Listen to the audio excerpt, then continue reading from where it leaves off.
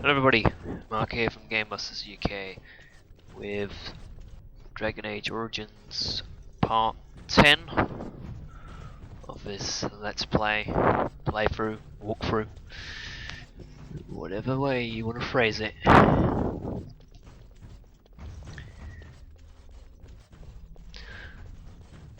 Now, as this video and the next part, the next video are both post commentary, I may as well mention this while I remember it. Watching these videos and commentating over them again, I realised that although I said no side quests, I am tempted to show you, the viewers, how to acquire a very, very useful weapon in this. Is this abnormal? In this, the Mage's Tower. And it involves doing a side quest, but it is within the Mage's Tower, so I may do it for that purpose. Lifeless bastards. On it.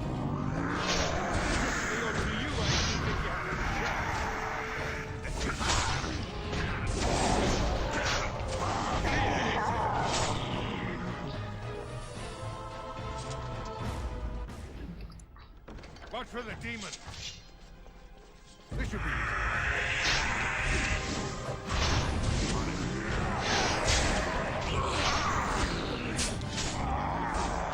Let's get started.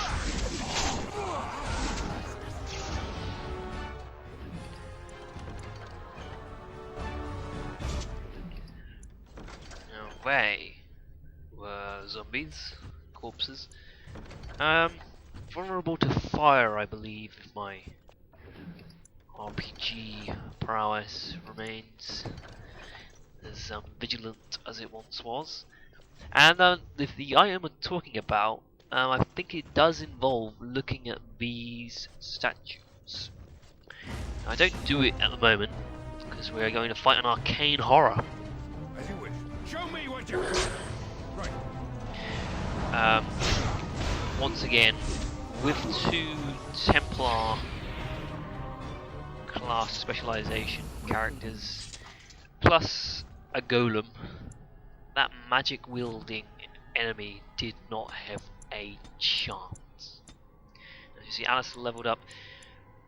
I'm going to start being a bit more tactful with the skills that I give my characters now, because I'm gonna introduce a lot more tactics. For the most part on this, for the next couple of videos, I'll be playing on casual, but it's not really much of a challenge on casual, and therefore there's not really much of an emphasis on the items that you're using and the, how you craft your characters. So I am going to bump up the difficulty and do the rest of the Let's Play in normal mode, which will put far more emphasis on the items and strategy. As you can see, it's getting owned a little bit there by those abominations. Just the ground pound shale. To just catch my breath really, because it attacks everyone and it's quite powerful. What I'm going to do is I'm going to max Bob out as a Templar as soon as I can, so I'm going to invest in all 4 Templar skills. Then possibly look for all the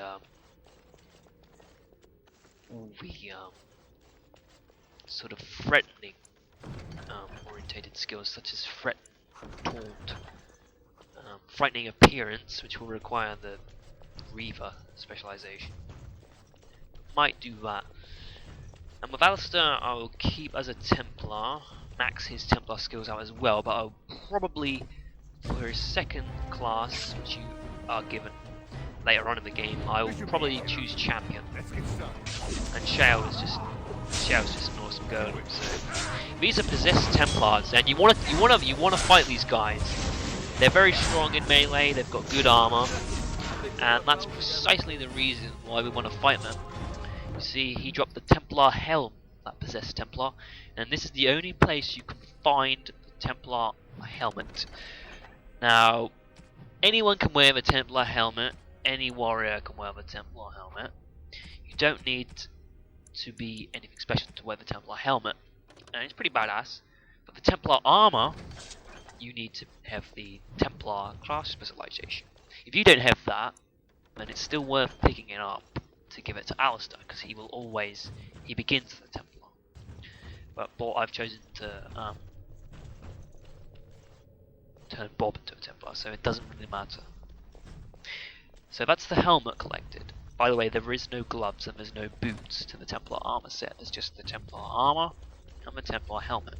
So if I would have collected the helmet, this is the only place you can find the Templar armor. Now there is an upgraded version of the Templar armor, and that is significantly easier to obtain. Although because it's upgraded, it's very hot. It's a very strong tier, which means basically you'll only be able to equip it when you're quite high level. So the normal Templar armor is worth getting purely because of its magic resistance, and it looks badass. It's one of my favourite armors in the game. But enough about that. This is a boss battle with an arcane, with an abomination. Basically, take care of the.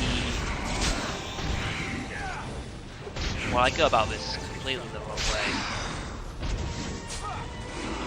What I would, take care of the archers first, all his supporting characters. It's not too difficult. As you see there, really wasn't that difficult. But that white runestone, you can give that to Alistair as a gift, which I will do in a couple of seconds time. Because my inventory was full, so I had to sort of destroy a few useless items. A few crappy items that I'm never going to use. Give the white runestone to Alistair to improve his reputation with you. Oh, by the way, I don't think I mentioned, but that black grimoire you see in my inventory, if you just pause it a couple of seconds. The black grimoire, which is at the very top of my inventory. Give that to Morrigan once you return to your party camp at any point, and you will initiate a very difficult side quest, which does have pretty good rewards, a shed load of XP. But I will say this, it is one of the most difficult side quests in the game, purely because you fight, and if I'm not mistaken, it's either the second strongest boss in the game, or the third strongest boss. It might even possibly be the strongest boss, I really do not know, but it is definitely up there with the awesomely powerful bosses in the game. But I probably won't be doing that side quest because I can't think of how the items will be continue. We have to stop it. Helpful to me, because you pick up a good item for Morrigan and you get a lot of XP, so I may do it off screen, but I'm not really going to use Morrigan.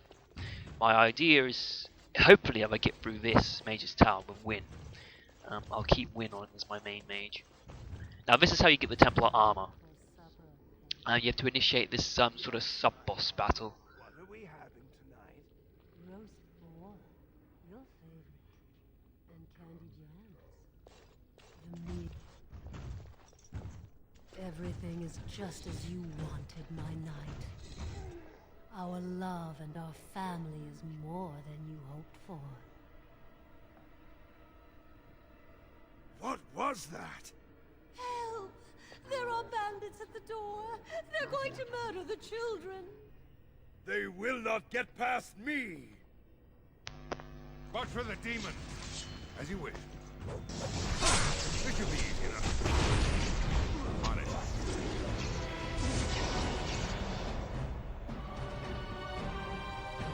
Right. Basically, this is not too difficult. Although, if you don't take out the demon pretty fast, it can be a problem.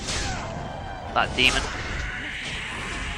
The Templar is quite strong in melee, but he shouldn't really be a problem unless he somehow makes it to your mage, or if you are a mage, you don't want him hitting you at all. But the demon is the one you want to take down.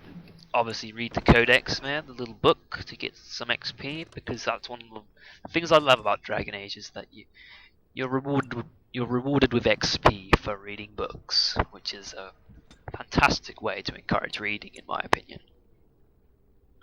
As you see there, 2 strength points to Bob and 1 willpower. And what do I go for here? Bravery, I think. Bravery is definitely a good skill to... Oh, I don't go for bravery. I go for overpower, yes, I go for overpower. Now, overpower, contrary to what I was thinking earlier, bravery is fantastic as well, so I probably will go for that at some point. But overpower is one of the shield skills. As I'm going to be equipped with a shield for probably the whole playthrough, what it does is it's basically a stronger version of Shield Bash, which I've used a couple of times during the videos. And you hit them twice with your shield, which knocks them back a little bit, knocks the enemy back a little bit, and deals normal damage. And you hit them with a third hit, which would do critical damage. As you saw there, I looted the Templar armor off the bewitched Templar's body. That is the only way you can pick up the Templar armor. You have to be a Templar class specialization character to wear the Templar armor. As you can see, plus 3 willpower, 20% spell resistance, and plus 5 mental resistance. So basically, you have nothing to fear from any mage, and plus it gives you 12.60 armor, which is basically as good as a whole armor set. So you don't really need the extra gloves. So there, as you can see, it looks pretty badass, and with the helmet, it just looks absolutely awesome. You can get a better version of the Templar armor, which is the Templar Knight Commander's armor, and I'll probably be showing you how to get that. It is, trust me, compared to how you obtain this set, the upgraded version is absolutely a walk in the park. Just admiring the aesthetics of the Templar armor. Usually what I do in my playthroughs is, because I've never actually played as a Templar character before, so usually what I do is I just give it to Alistair because it looks good on him and it sort of like plays to all his strengths. But Alistair already has the Helm of Honleaf, and I've already given him some good items, so... Oh, look, visitors. I'd entertain you, but too much effort. I don't like this guy. This guy is a douche. He's a massive douche. But why? Aren't you tired of all the violence in this world? I know I am. Wouldn't you like to just lay down and forget about all this? Leave it all behind. Frozen again. Lovely. Can't keep eyes open. Someone pinch me. Resist. You must resist. Else we are all lost. Why do you fight? You deserve more. You deserve a rest. The world will go on without you. Basically, what that douchebag demon just did is he sent us all to sleep and he's transported us to a dream world.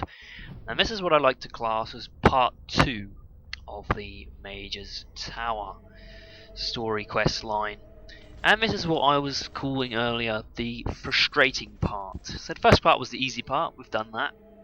Now we're going to do the, quite frankly, tedious and annoying part, which is basically escaping from the dream world and finding all our party members all over again, because they've all been just transported to different parts. But one good thing about dream world, although it's a pain in the ass, That shiny thing there, I can't access it at the moment, but there are lots of them scattered across Dreamworld, and they permanently boost your base attributes such as strength, agility, and so on. So they are actually pretty useful. You can boost yourself quite a lot in Dreamworld if you find them all. So anyway, this is our Grey Warden Bob, our Grey Warden